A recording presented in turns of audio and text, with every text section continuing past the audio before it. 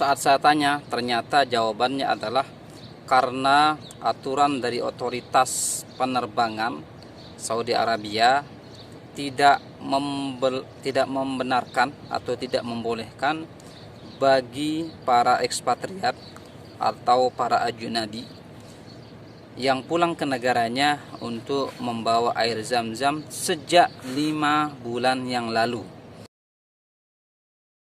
Jika maskapai penerbangan itu mensyaratkan harus menyertakan hasil dari tes PCR-nya maupun hasil swab tesnya, maka silahkan dipenuhi saja. Tetapi kalau maskapai tersebut tidak mensyaratkan melampirkan hasil tes PCR-nya, tes coronanya, maka itu tidak perlu dilakukan. Kalau di antara para pekerja itu ada yang bermasalah seputar gaji misalnya, gaji mereka belum dibayar hatta 1 bulan misalnya itu, maka pihak Maktab Amal tidak akan memberikan izin kepada perusahaan tersebut untuk memperpanjang iqomah karyawan yang mereka pekerjakan.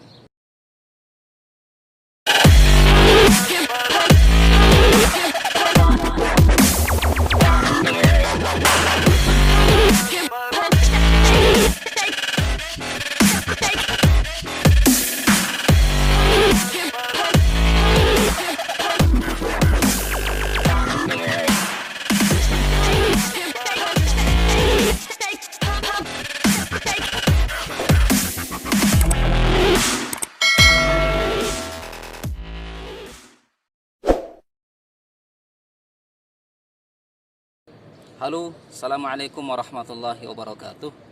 Jumpa lagi dengan saya di channel Syamsul Lombok, channel sahabat para pekerja migran Indonesia dimanapun Anda berada. Di video kali ini saya ingin menjawab 3 pertanyaan yang disampaikan kepada saya baik melalui pesan WhatsApp, Messenger maupun secara langsung, disampaikan kepada saya secara tatap muka terkait dengan 3 pertanyaan. Yang pertama, kemarin ketika pulang ke Indonesia, ketika teman-teman para PMI pulang ke Indonesia melalui Bandara King Abdul Aziz Jeddah, mereka tidak diizinkan untuk membawa air zam-zam. Mereka kemudian bertanya apa yang menjadi masalah sehingga mereka tidak diizinkan untuk membawa paket air zam-zam untuk pulang ke Indonesia. Untuk ini saya kemarin sempat bertanya kepada salah seorang pengelola travel yang selama ini menjadi agen salah satu maskapai penerbangan yang melayani rute Jakarta Jeddah maupun Jeddah ke Jakarta, atau sederhananya rute antara Indonesia Saudi maupun Saudi ke Indonesia. Saat saya tanya, ternyata jawabannya adalah karena aturan dari otoritas penerbangan Saudi Arabia tidak membenarkan atau tidak membolehkan bagi para ekspatriat atau para ajnabi yang pulang ke negaranya untuk membawa air zam-zam sejak 5 bulan yang lalu. Jadi teman-teman sekalian, sejak 5 bulan yang lalu otoritas penerbangan Saudi Arabia sudah memberlakukan larangan bagi para ekspatriat atau para ajnabi, para pendatang yang ingin pulang ke negaranya masing-masing untuk membawa air zam-zam.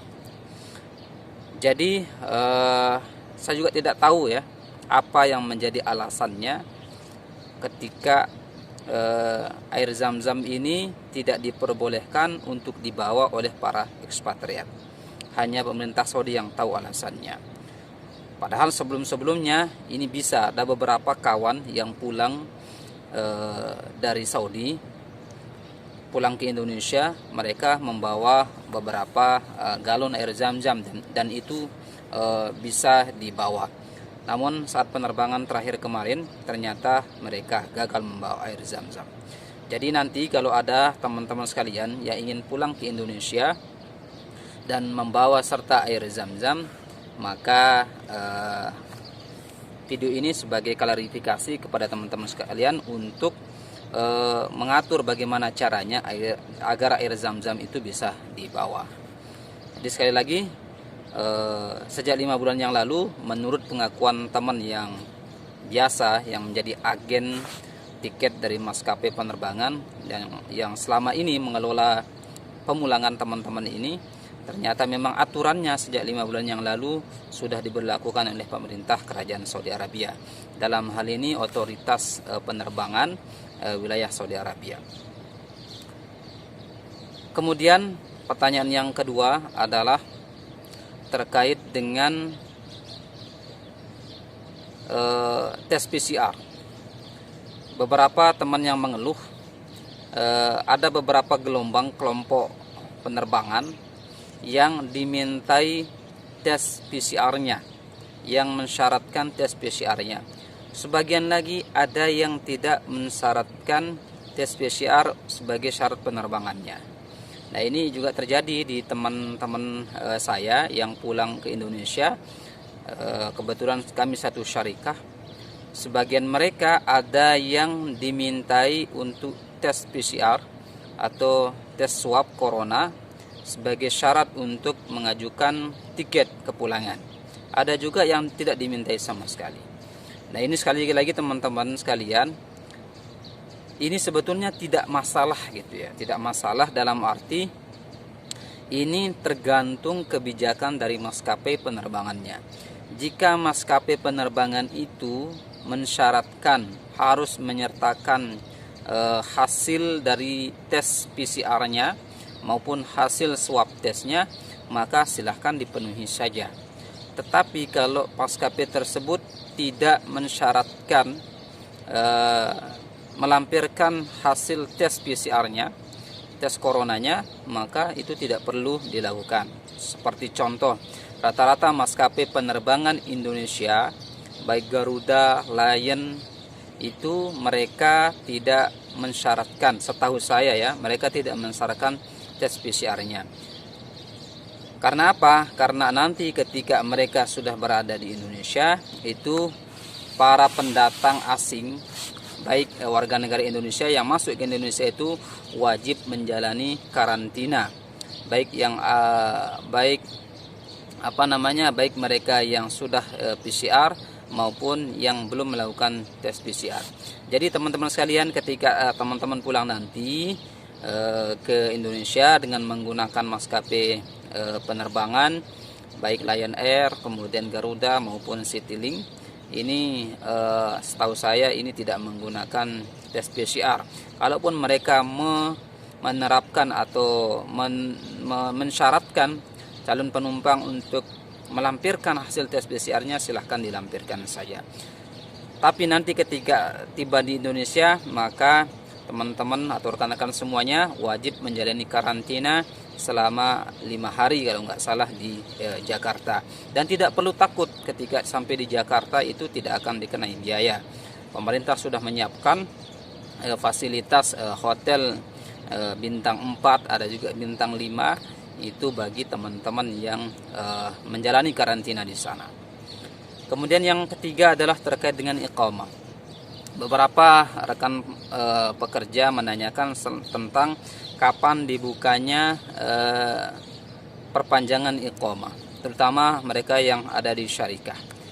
Jadi teman-teman sekalian, permasalahan yang dihadapi oleh teman-teman kita sekarang ini memang ada beberapa yang iqamahnya mati, tetapi belum juga diperpanjang oleh syarikah.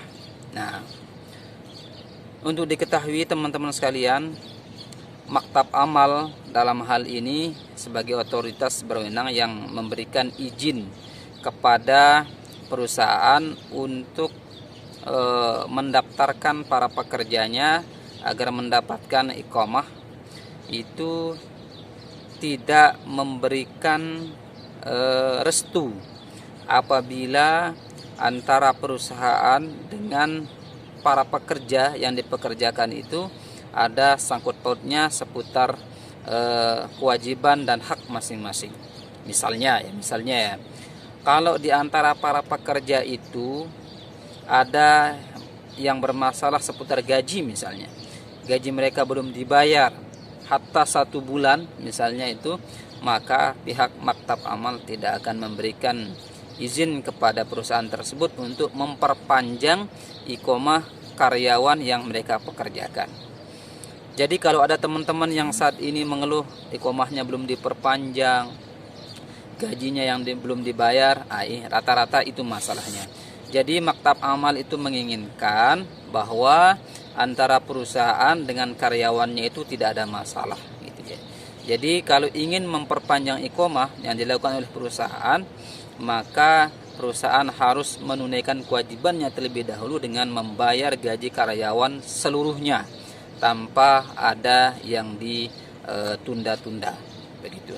Dan sekarang pun teman-teman sekalian, kebijakan yang terbaru yang dikeluarkan oleh pihak Kementerian Dalam Negeri bahwa para pekerja atau perusahaan yang selama ini mempekerjakan sekian banyak orang boleh memperpanjang iqomah dalam jangka waktu 3 bulan ke depan. Jadi selama ini iqomah itu diperpanjang selama 1 tahun ke depan atau masa berlakunya 1 tahun. Maka pada kebijakan terbaru Arab Saudi saat ini adalah kafil atau sponsor baik dari syarikah itu bisa memperpanjang iqomah dalam jangka waktu 3 bulan ke depan. Jadi masa berlakunya 3 bulan ke depan, tidak mesti harus 1 tahun. Nah itu teman-teman sekalian seputar